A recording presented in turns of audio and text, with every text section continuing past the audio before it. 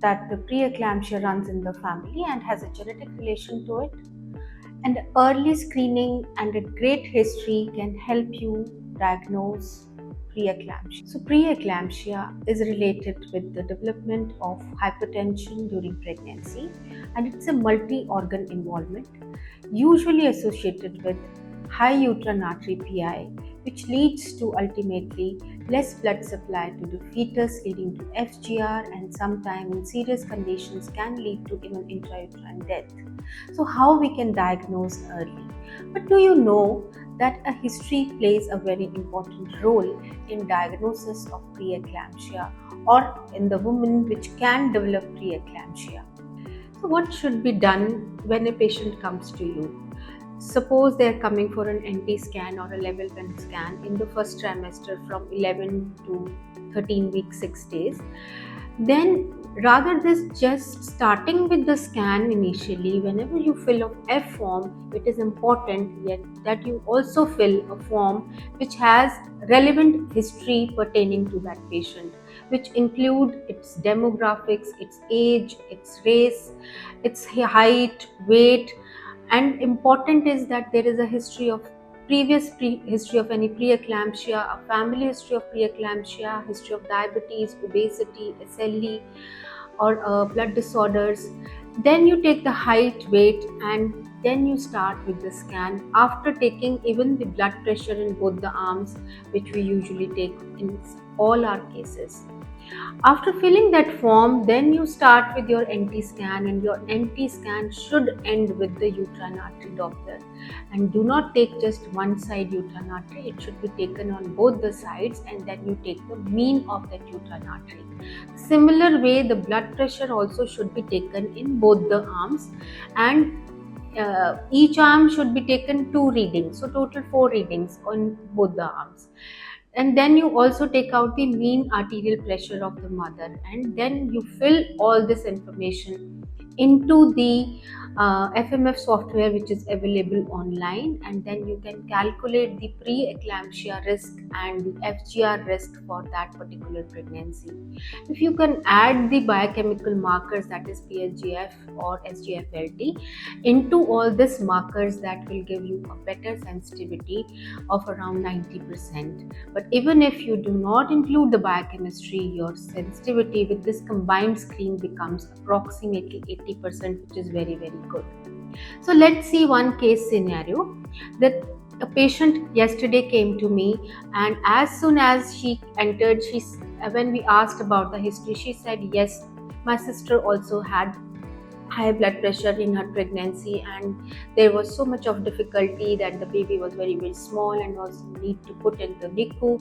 So as she said all these things, it set a red alarm to us that yes, she is also at a high risk of developing preeclampsia, and we did all those things which should be done in the case where we had a history of a preeclampsia, and the risk for her was also very, very high, and she was started on low dose aspirin, that is 150 milligram at bedtime, started in the first trimester, and as she continued with the pregnancy, we are going to follow her up how she develops, what she develops.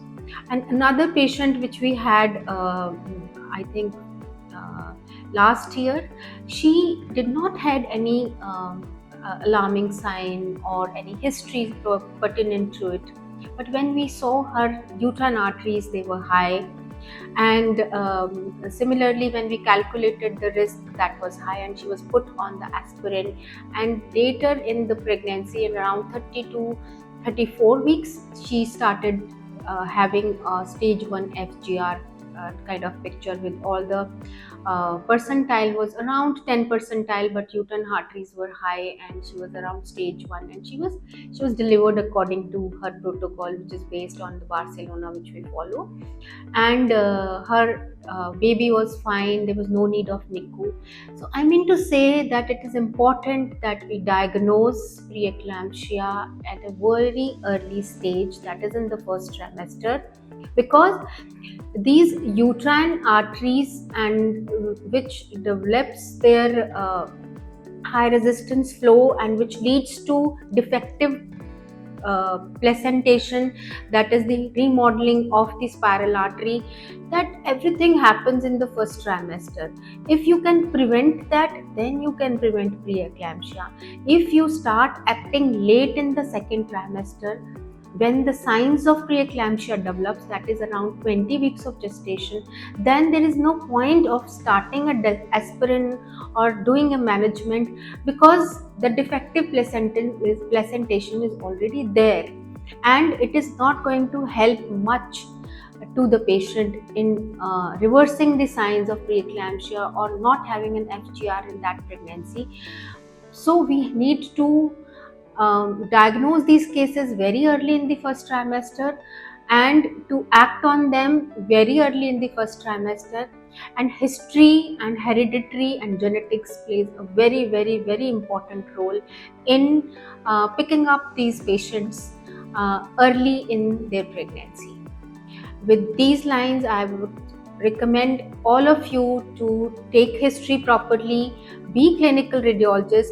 That is the way we should be going ahead if you want to do good clinical practice, where we not only just do ultrasound, but we manage our patients by taking history, by doing an extra effort in doing a blood pressure reading, and then combining all the parameters and giving them a holistic approach and to how to go about in their pregnancy if they are at high risk of starting with the low dose aspirin. So to all my listeners and to the pregnant women who are listening, spread this awareness, be aware.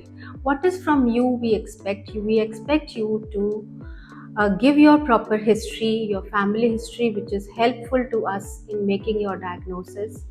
Do not just limit yourself to NT scan. Ask for preeclampsia and FGR screening from your doctor. It is a protocol to give this screening along with the NT scan.